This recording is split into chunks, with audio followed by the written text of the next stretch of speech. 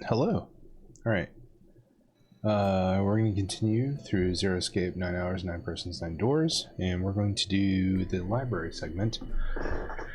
Probably just going to be a short one. It's pretty late already, and I am going to just get through this particular puzzle room, and when it's done, probably sign off for the night.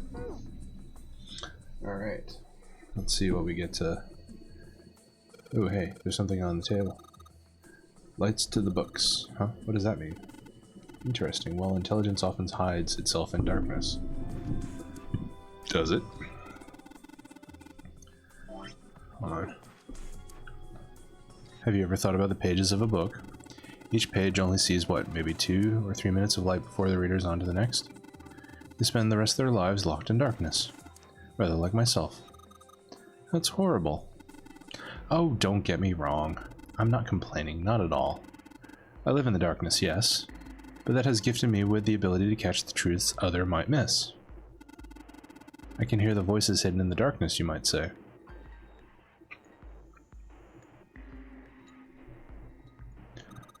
It's a coat rack, like a place where you can hang coats and hats and stuff.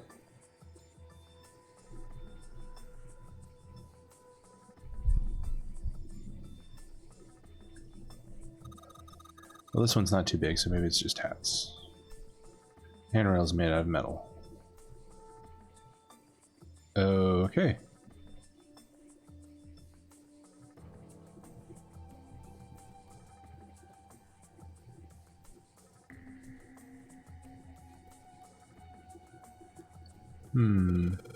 So with these titles, they're all just gibberish.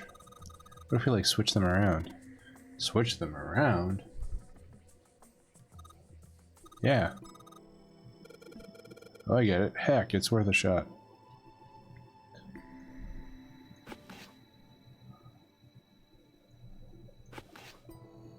Open here, find bulb. Okay, how about this?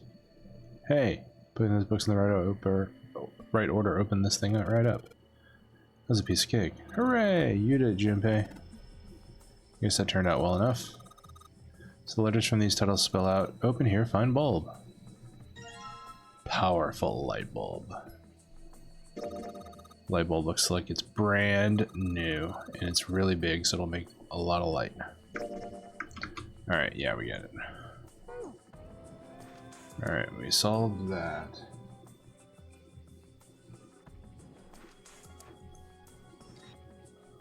What do we got over here? Handrail. Scaffolding set up in a cross top. Looks like there's something over here. Yep, back.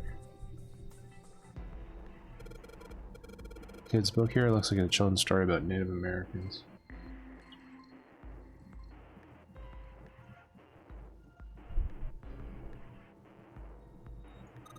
If anything a random book like this is kind of suspicious, maybe you ought to hold on to it. This one has some Native Americans on the cover. Hey Junpei, take a look at this one. Native Americans on, maybe it's got some... Whoa!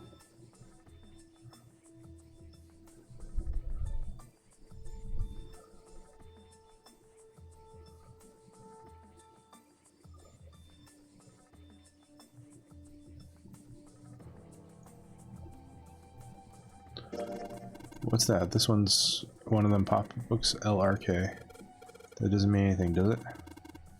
We could make them curled. Like curl or Carl. Yeah, no, let's not do that. What's Hellenism? I think it's something like a fusion of Greek and Oriental culture. This one says Cultural Heritage of Rome. Bet that's gonna be some serious inheritance tax. Permian creatures. Seems a little fancy for some kind of prehistoric critter. Not to mention most of them were likely reptiles and amphibians. Without hair, I can't imagine they had much need of perms. That's got nothing to do with this. History of the medieval period. Maybe it's about Sir Lancelot? Isn't he just a story? I don't think you're gonna find a guy who didn't really exist in a history book. History of Buddhism. This one's called History of the Western World. I'd assume it's about European history. Yeah. Just gonna leave it at that. Snake doesn't seem like you. Huh. Oriental history, maybe this one's about China's 4,000 years of history or something? Hey, Chinese history and Oriental history aren't the same thing. Hey, look at this. This book's called A Greek Mythology. Damn, that thing's huge. Can't imagine anyone's actually read the whole thing. Pretty sure it just put me to sleep. Alright, well, fair. Yeah, alright. Black hole hypothesis, gamma ray astrophysics. This bookshelf has astronomy theme. Energy theory, development of nanotechnology materials, interactions between shortwave energy and matter. What else have we got? Just listening to you read those titles is giving me a headache. Can't say fancy technology stuff and I get along real well. Keep on talking about that stuff and you're gonna put me to sleep. Well...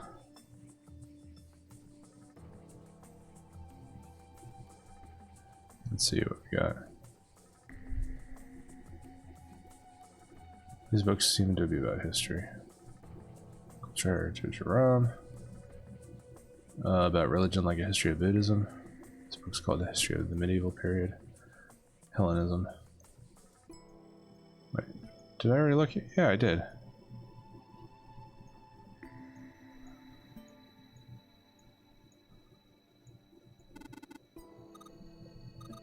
Sounds like a job for best brother and sister team in the world. And it's like 7 and I don't even exist. Oh, we got a review book. So the picture from earlier, the one with the pop-ups. Think they're part of a series or something? They do have the same binding. Fundamentals of baseball. Let's see what's in it. I'm gonna go out on a limb here and say it's probably baseball stuff. Head. Combine. No. Back. Alright. Human equilibrium theory. Human anatomy. Regeneration of internal organs. This book is just called Dissection. Alright. What I can tell, it sounds as though these books have been organized by genre. This library must be massive. I'm rather impressed by how well organized it is. Oh look, Seven, here's a book that's perfect for you. It's called Correlation of Muscle, Bone Density, and Bone Strength. You're just saying that because it says muscle. Principles of Monkey Behavior, huh? I imagine that's a book describing praxeology studies on monkeys. Monkeys are very similar to humans evolutionarily, so I imagine the research was fruitful. Functions of the human brain, huh? Is this book about the nervous system? I'd love to ask you to read it to me, but I don't think we have the time. I'm kind of curious about it too. There's gotta be a reason why people connect with each other, you know? Dissection Atlas, huh? This whole shelf is full of medical books. Look, this one's called Recreation of Lost Human Functions. You think they're talking about you? Like, lose part of your body and then you get... I don't think so. Maybe they're talking about reconstructing abilities that humankind once possessed. In other words, they may be talking about cultivating a sixth sense. Ancient Gladiators. What's this book doing here? Maybe they're researching the human physical limitations across history. Alright, well, hey, you know, let's see what else we got. Already did that. Alright, we're... oh boy. Pythagorean theorem. Really, there's an entire section of books devoted to the Pythagorean theorem. That is a bit excessive. I mean... okay, that is a bit excessive. Sounds like there are a number of math books in this section. Algebraic number theory. Math, huh? There's another one like that over here. You mean something like primary number theory, or analytical number theory, or geometry? Oh my gosh, how did you know? Nobody said anything about those. Well, number theory is usually split into 4 chief disciplines. There's a book named Algebraic Number Theory. I took a wild guess the other 3 would be there as well. Looks like I was right. Goldbach's Conjecture. What's it about? A magic or psychic stuff or something? It's about jewelry, isn't it? It may have an odd title, but it's actually a very respectable mathematics book. It deals with one of the unsolved problems of additive number theory. Oh, sorry I said anything. Look, let's not get into this right now, okay? Blah, blah, blah, blah. That's a weird book, Junpei. Indian mathematics. Ha ha ha. That's funny. Why is that funny? I agree with. It says Riemann hypothesis. What is there to hypothesize about with a Riemann? Isn't it pretty straightforward? Heavens no, there are many factors. Length, girth, lubrication, or lack thereof. It's an exciting and rapidly growing field. Let me get a sip after that.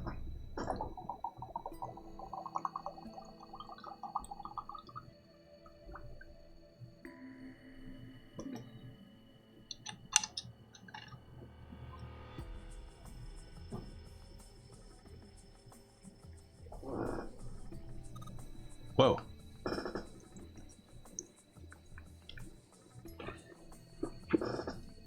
Oh boy.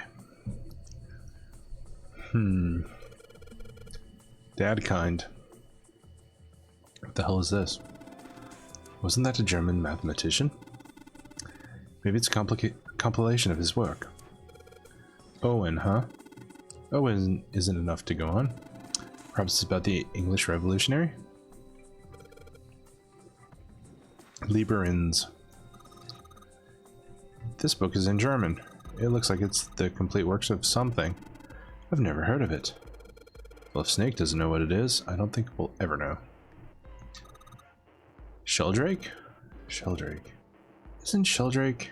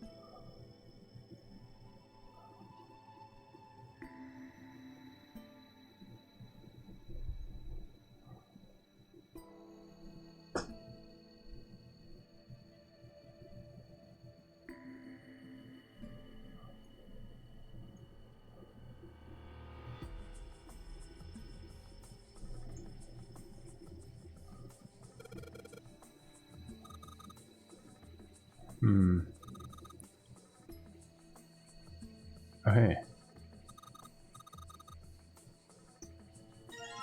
Another powerful light bulb. Cool. What's that one called? It says Foundations of DNA and Genetic Engineering. Automated Robotic Assembly Line Technologies, huh? ARAL. ARALT. What's that? Some sort of a comic book? Jeez, I guess boys really like that stuff, huh? No, you're thinking of a different sort of robot. This book is talking about automated machinery that's used to build things like cars. Communication and computer science, huh? It's a pretty generic title. To be honest, it's so vague I don't really know what might it be about. Fair enough. Okay.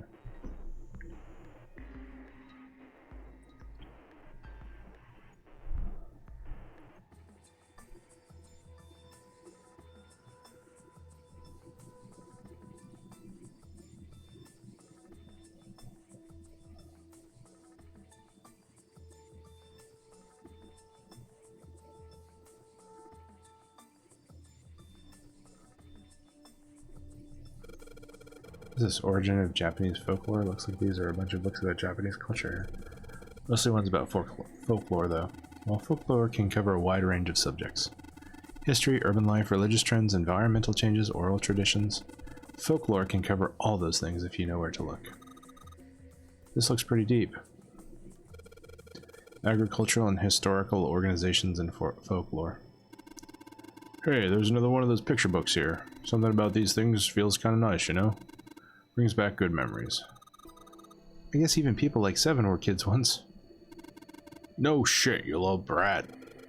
Hey guys, cool it.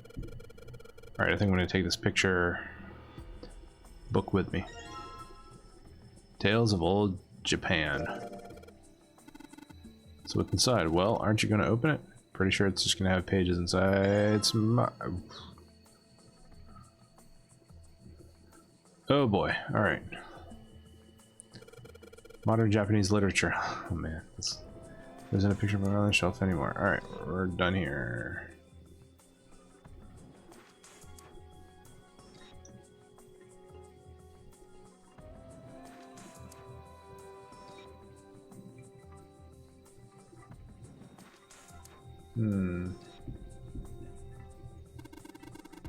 Sort of a glass inlay. It's pretty big, but there's only 6 books on it.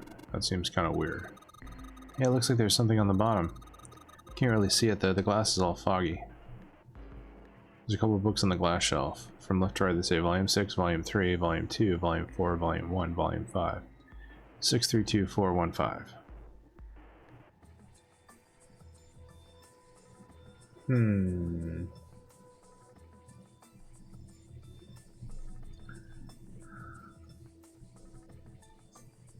Right, what did it say? 632415. 632415.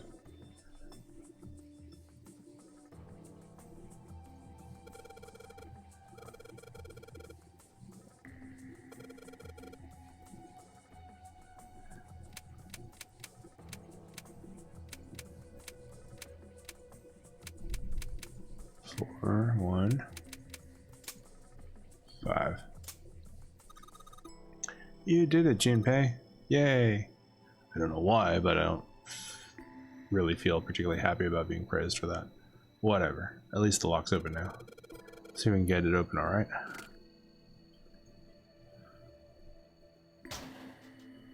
Hey, a third light bulb. All 6 books seem to be pointing at the cylinder number lock. Alright.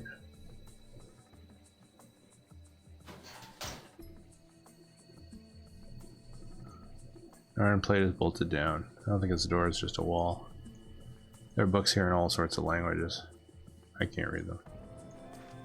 No, down.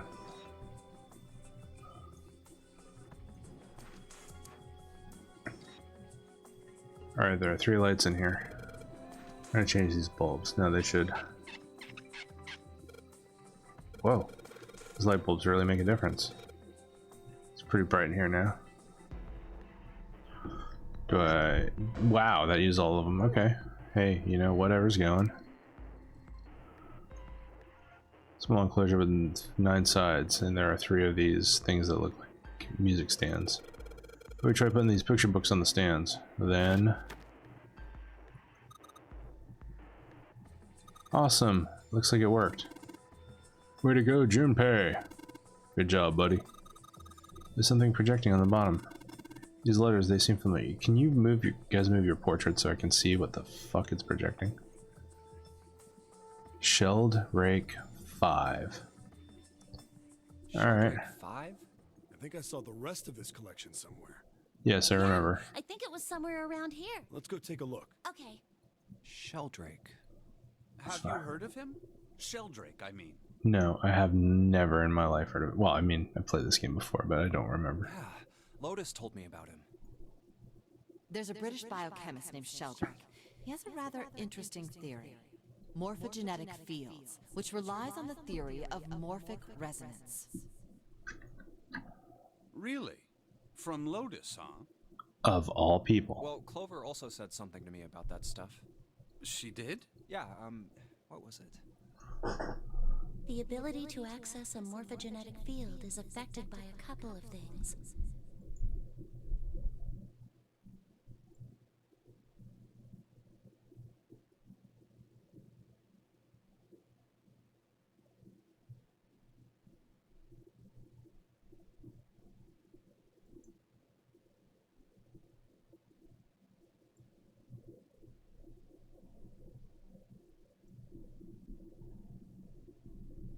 Hold on one second, I just gotta take care of something.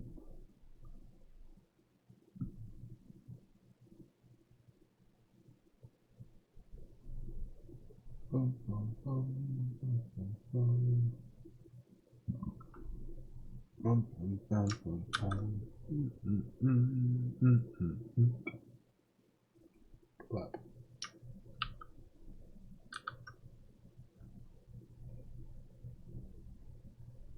Okay. There we go.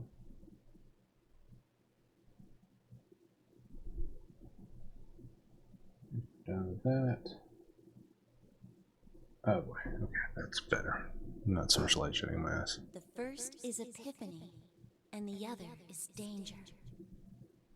That girl. I told her not to tell anyone. You did? Why? Well, Jinpei's eyes narrowed. Man, I didn't push it because we're in a hurry, but I'm kind of sick of this. How about you just tell me, okay?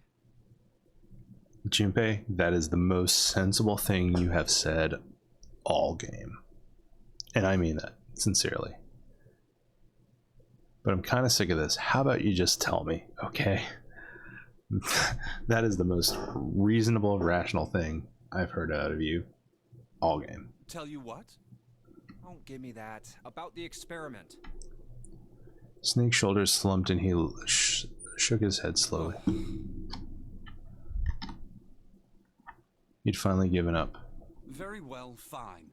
I'll tell you everything. Thank you. But not here. Let's move to the top floor. Junpei nodded. With that, they climbed the stairs to the top floor. Can I just not grab the Sheldrake 5 book first?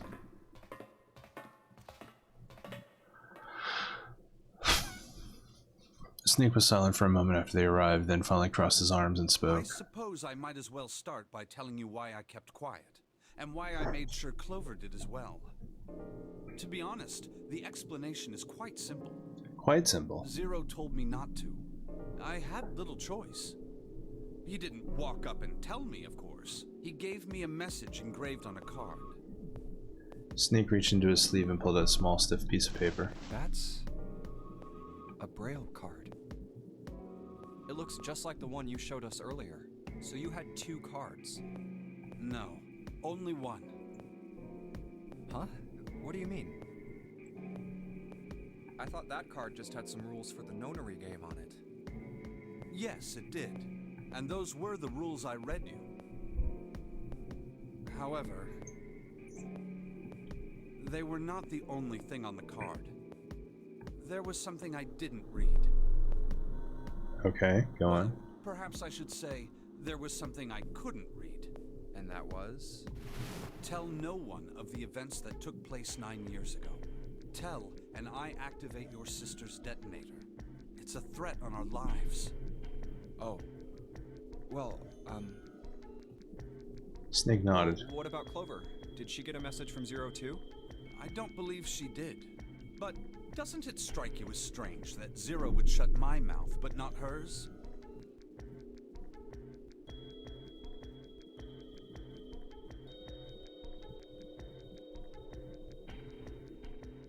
Huh.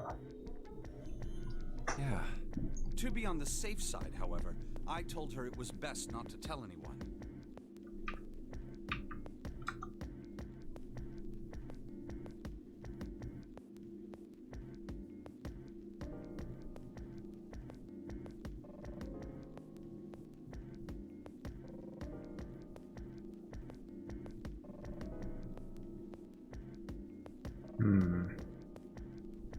Still, apparently she told you.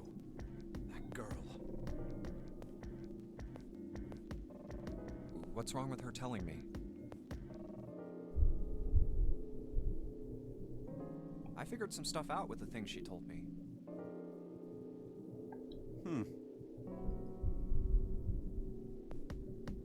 I mean, it looks like the whole activate her detonator thing was just a bluff. She's prancing around downstairs happy as a clam now that you're back. Snake glanced down at Clover and Seven, examining one of the bookshelves. Glance? The blind guy glanced? Okay. That's very true. I've decided I can trust you. I've decided to tell you the truth. The chance that Santa is Zero is very high. I feel I can assume Santa doesn't have the time to observe us at the moment. And at any rate, even if he were, I very much doubt he would kill us. Why? Clover told me about the four-leaf clover, about the words. If he knew about that, then he was in my group during the first experiment. I'm sure of it. He wouldn't kill us, no matter what the situation was. Snake paused and cocked his head as though he were listening to something very far away. His face looked dark, as though something was weighing on him. Hey, Snake? Junpei wasn't quite sure of what to say. Snake turned and looked at him. Yes, I know. You want to know what happened during the experiment. Yeah. How much do you know? Clover told me about... I see. The morphogenetic field in the experiments 9 years prior. How the experiments had taken place simultaneously at two locations, one being the ship and the other being a building in Nevada. And the girl that died during the experiment. She told you all that, did she? Snake looked down. His face was tight. A slight tremor shook his body and he tried to hide it. He was putting on a good front, but even Junpei could tell that he was holding back something deep and powerful.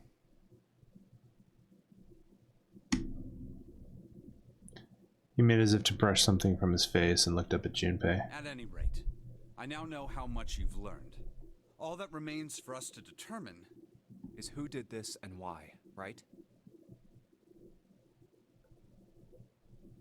yes. Can you tell me what happened?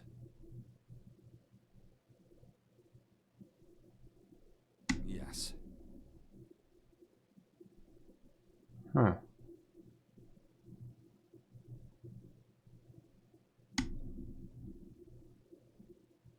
Snake nodded The people slowly. who organized the initial experiment were from a company called Cradle Pharmaceuticals. That sounds familiar. There were 4 of them running the show.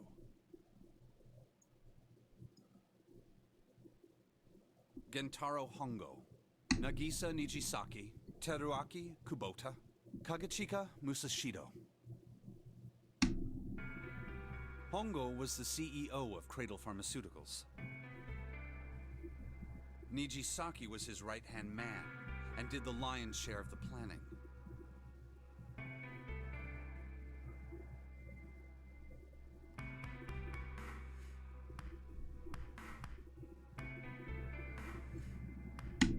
Kubota led the company's research and development division.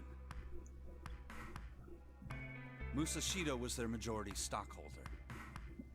It was these 4 people who planned the initial experiment. Let me simplify it for you. Hongo designed it, and Nijisaki put it all together. Kubota developed the technology required, and Musashido provided the cash. Huh, so it's Hongo, Nijisaki, Kubota, Musashido...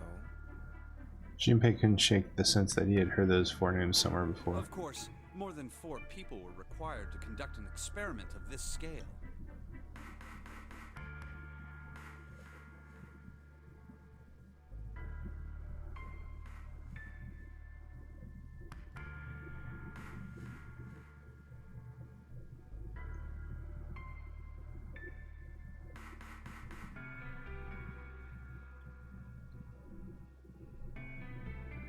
Oh, one moment.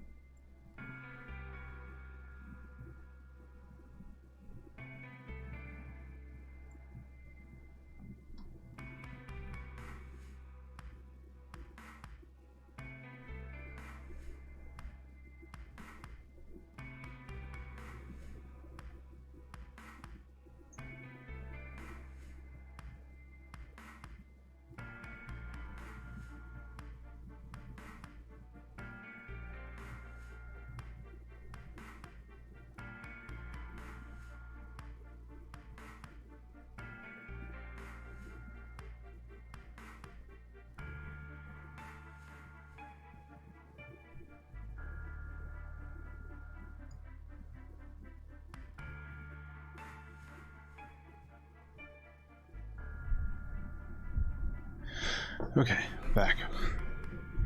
To that end, they organized a top-secret team to assist them with their research. All in all, they gathered 10 people or so. Those 10 completed their team, and they were able to begin the project. They named it the Nonary Project. Okay, so we got Cap. I mean, that mustache is pretty obvious. This looks like the ninth man. The purpose of the experiment was to research the prospect of controlling a human mind through sheer will. The vessel, I suppose you could say, for this control was the morphogenetic field. Huh. Why did the glycerin suddenly begin to crystallize? Why did it? Why did the crystal structure of EDT undergo a sudden change? Why did it? Why did the rats improve their puzzle-solving skills with each generation? Why did they? Experiments with humans produce the same results. The more people who knew the answer to a question, the more there were who could answer correctly without having seen the problem before. That is indeed interesting.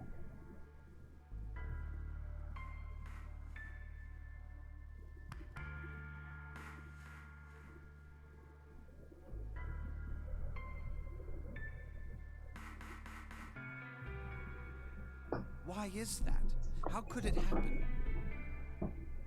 These are very good questions. The answer is that the shape of the answer has been stored in a field invisible to the naked eye.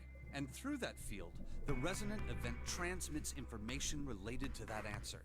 That's essentially the idea behind morphogenetic fields. But that's just a theory. Can't bring yourself to believe it? Yeah.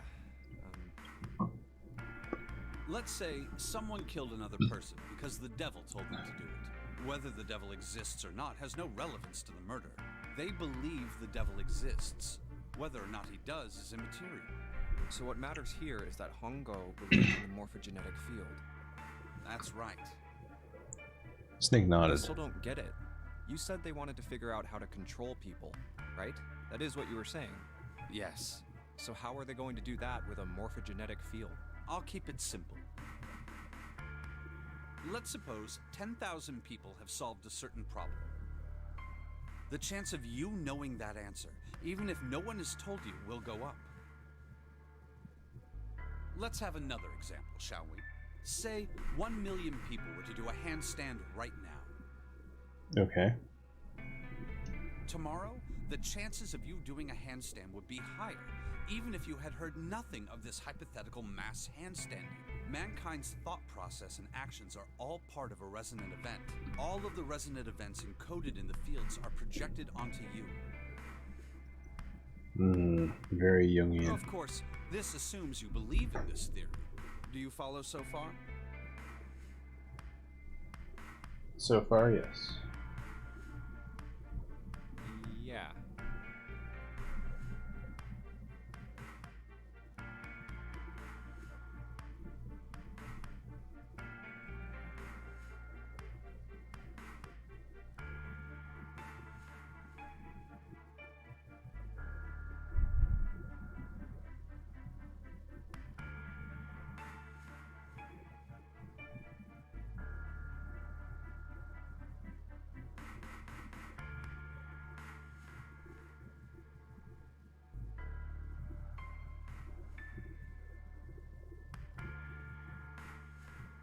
One second.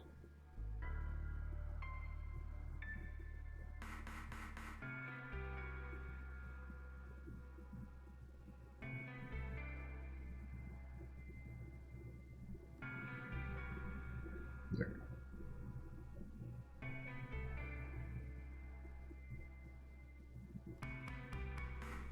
Go. Now, if there was a person who had the same effect as those millions of people, what would happen? If that one person were to do a handstand, other people would find themselves wanting to do handstands as well. Can you imagine what a person with powers like that would be able to do? Come on, there's no way. I'm not done. He's not done. Imagine another scenario. Imagine another person. This is an ordinary person. Let's say he does a handstand. What if there was someone who could grab the resonant event he created by doing that and use it to make other people do handstands? What would happen then? A person who has the power to write to the field, and someone who can read from the same. You could think of them as the writer and the reader, or the transmitter and the receiver. What would the world be like if there were people with abilities like these? Junpei thought about it for a moment. So the transmitter's resonant event can be transmitted through the field and sent to the receiver. And then the transmitter can control the receiver however they wish.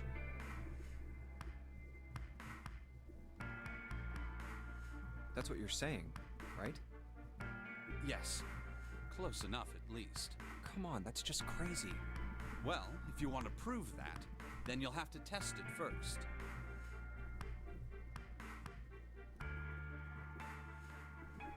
At least, that was how they thought.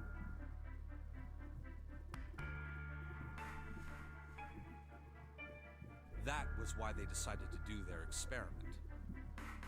That was how the Nonary project began.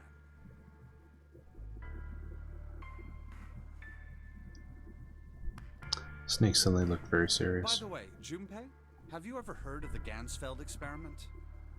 Junpei cleared his throat and tried to act calm. Yeah, that was an experiment in telepathy, right? You place a pair of subjects in separate rooms. Then you show one a picture and ask the other what they see. Interesting. I'm impressed. Yes, that is exactly correct.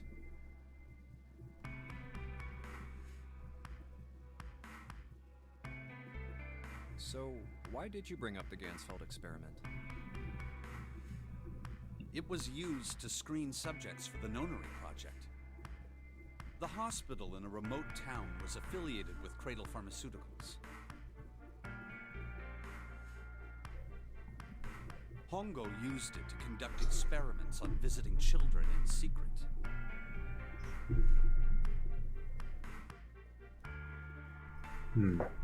Some of them, he found, had potential.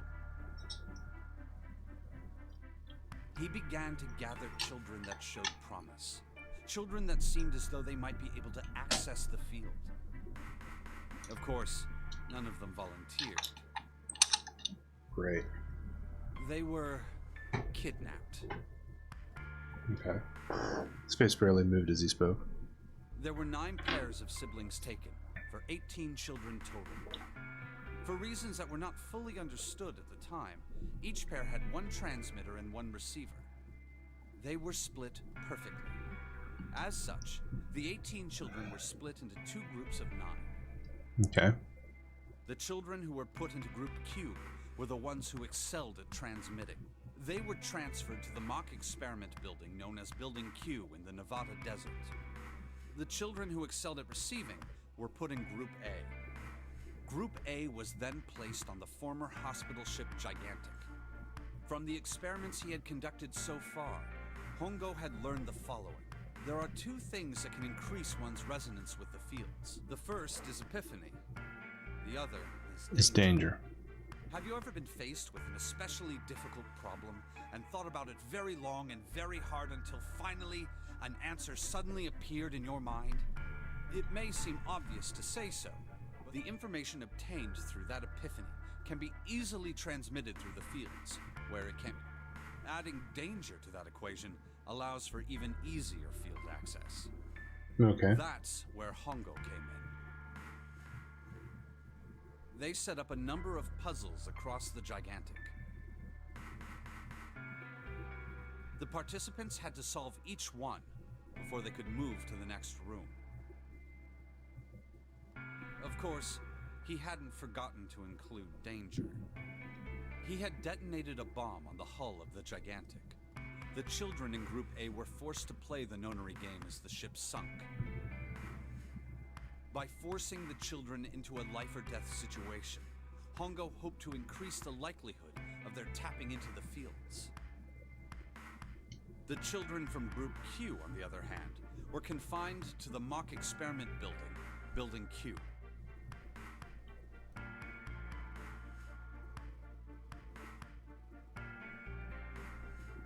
Building Q duplicated the interior and puzzles of the Gigantic exactly. Every detail was exactly the same. Hongo explained the situation to the children in Group Q. Solve the puzzles you find throughout the rooms. When you have the answers, transmit that information to the children in Group A. If you succeed, they will be able to solve the puzzles and escape. But if you fail, then the Gigantic will sink, and your brothers and sisters will drown. Those were his orders. Do you know why the astronauts of Apollo 13 were able to return to Earth safely?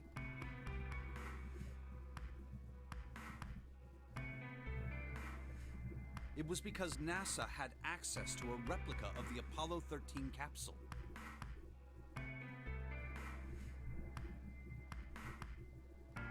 All of the equipment, the instruments, everything. All of it identical.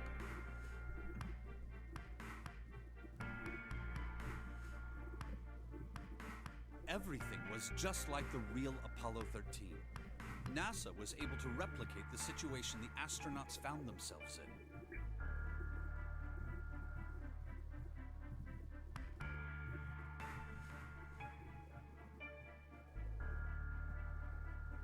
By putting themselves in the same situation, they attempted to solve the problems the astronauts. Once they found solutions, they reported their findings to the men aboard the actual capsule. That was how they were able to return safely.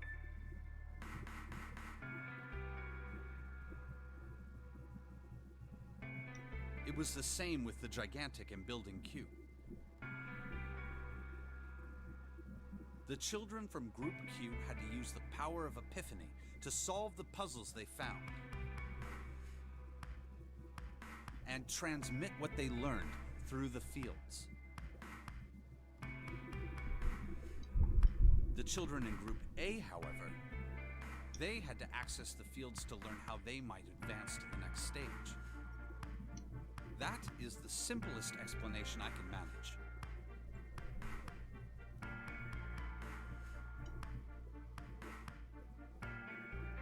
Snake sounded defeated. His half-hearted attempt at derision served only to show how much the story had affected him. Just as Junpei was about to speak. Hey, Junpei, Snake! How much longer are you two gonna sit around on those bony asses? Yeah, I agree. Get down here already! Yeah, we totally should.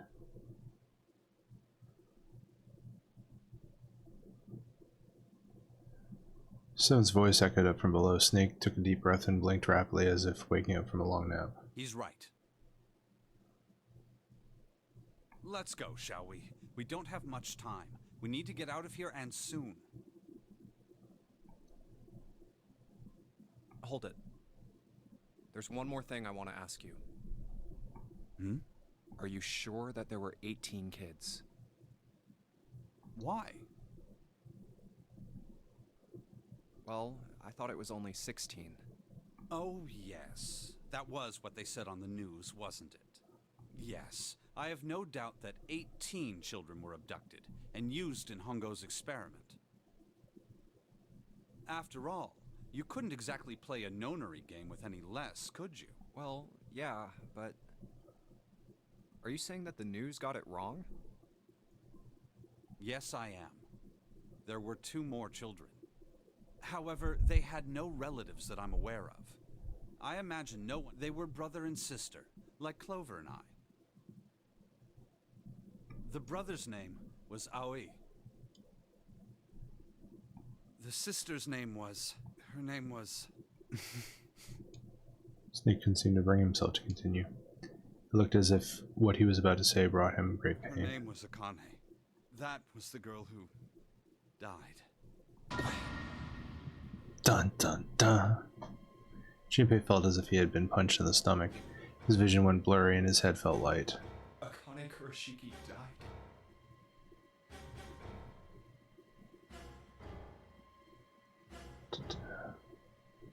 Dun dun dun. Dun dun dun. 9 years ago?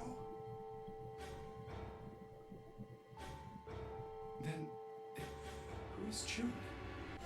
No. It's impossible. It can't be true. Akane isn't that uncommon of a name. If Snake had known her last name, that's a different matter entirely. So they share a name. A lot of other people do too. It doesn't mean anything. It was someone else. Of course it was.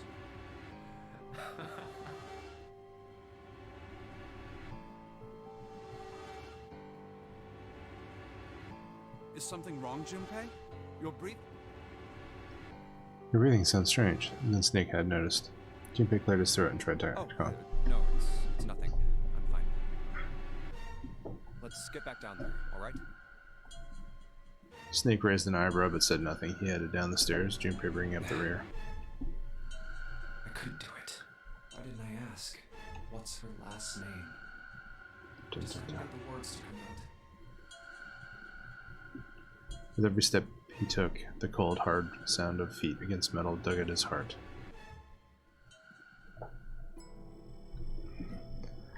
Okay, after all that, Sheldrake. 5. Sheldrake, this is it. Find the 5th volume. Big red button behind the book. I guess we should press this button.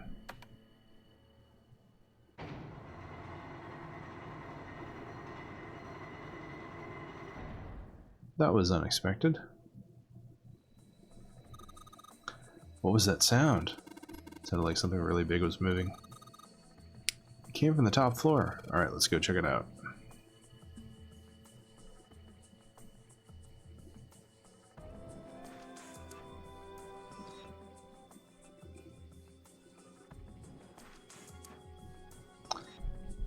"13, 14, 10, 13.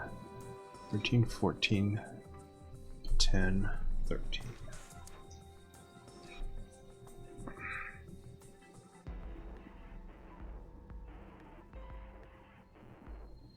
D, E, A, D. Dead. Okay.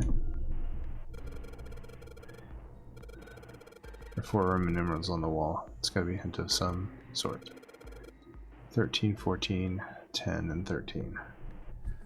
So 13s are D's, so D, E, A, D. Okay. These are all Roman numerals. No, you can't. Keyboard doesn't have any number keys. You can't type stuff like 3 or 4. Then that means... I bet you gotta type something on the keyboard. Yeah, but you can only enter letters. Looks like you can only enter 4 letters. Let's see how it works. Guess you need to hit enter once you type in the letters. And you can erase what you typed with clear. Okay, I got the basic operations. Let's give it a shot. D, E, A, D. Enter. Yay, you did it, Junpei. It's unlocked now. Good job, Junpei. Whoa there, don't get too excited. The password was dead, remember? Just makes me think whatever is waiting for us isn't good. So what? Geez, you're such an old lady. You can't be worrying about stuff like that. Come on, we got it to unlock, didn't we? Let's go, hurry up. Alright, let's get this thing open. Alright. I found it. Awesome. I believe. Awesome. One moment.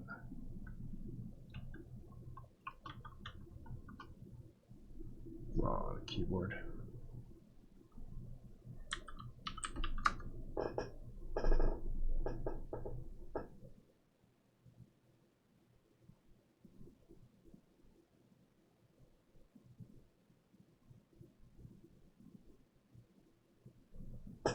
Door opened, and Junpei and the others let through. All right, this is the next. Just as Seven was about to finish the sentence, their attention was drawn to the clang of metal on metal ringing out behind them. Ugh, the door! They spun around. The door they had just come through had slammed Did that shut. just close on its own? Don't tell me we can't go back. I don't know. Let's see. Junpei grabbed hold of it with both hands and pulled with all his strength. Damn it. It looks like it locks automatically. Fun. Is there any other way out? Well, there's another door over on the right. There's a card reader next to it. It's got a red light on it, though, so I'm pretty sure it's locked, too. But there is a card reader, right? Yeah.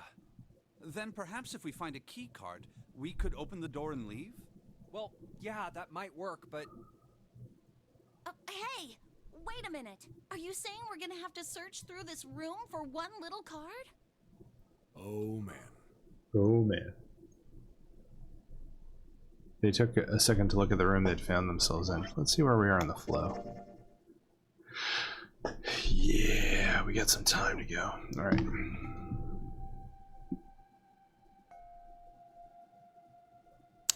It's filled with piles upon piles of all manner of things. The only word that could describe it was chaotic. It's like a tornado had passed through, followed by a giant who had picked up and shaken the entire room a few times. Looks that way. Junpei's heart fell. No way! For real? For real? Clover and Seven looked as though they were about to cry. Well, we can sit down and wait to die, if that's what you prefer. Thanks, Snake. You always know what to say. I'd rather doubt that, however. So it would be wise to start looking. We haven't much time. Let's find that key card. Oh, and the Neptune key as well. We won't be able to get through the hallway without it. All right then, let's begin. Alright, I'm going to stop it here, and we'll pick up finding our way out of this room in the next session of this. Alright, thank y'all for watching, and I'm going to stop the stream here, and I'll upload this to YouTube. And I'll see y'all back for the next segment where we continue on. Alright, take care, have a great night. Bye.